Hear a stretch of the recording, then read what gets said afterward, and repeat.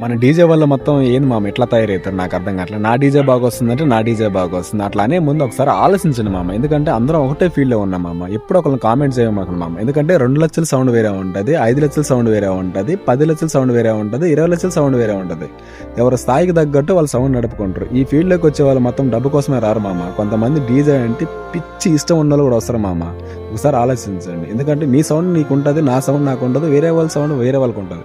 ఎప్పుడు అట్లా కామెంట్ చేయమాకండి మామ.